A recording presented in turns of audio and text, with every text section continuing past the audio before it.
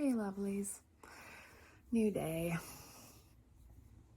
was thinking today we might talk about one of my favorite super weird saints. I think I've mentioned her before.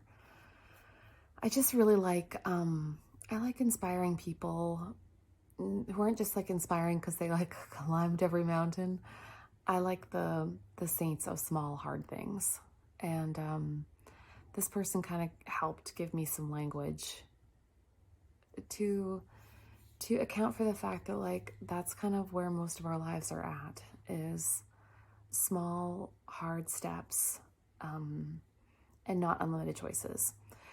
She's a 19th century nun, as many 19th century religious women were, named Therese of Lisieux. It's a little town in France. And she knew early on in her life that her life was not going to be very long. She, in fact, died at 24 of tuberculosis, which was wildly contagious. And she was heartbroken. And she was like, well, what do I do given that I'm never going to do big things? Like, I think her line is like, that great deeds will never be afforded to me.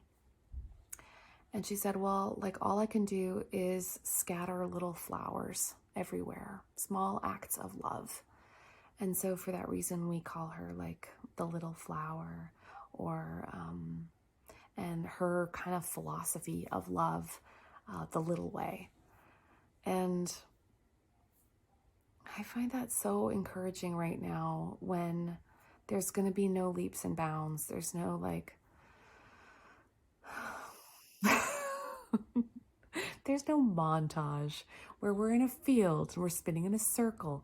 Not yet, anyway, though that would be a very socially distant way of being triumphant.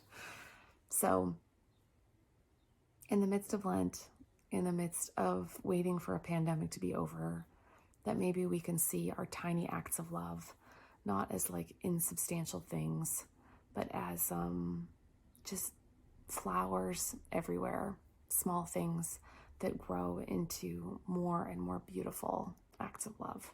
So, bless you in your tiny things. I'm going to try to figure out something loving to do today, other than I just picked out a whole bunch of rosés because I know my friends like them. I know, very altruistic, totally not for me also. All right, have a beautiful, terrible day.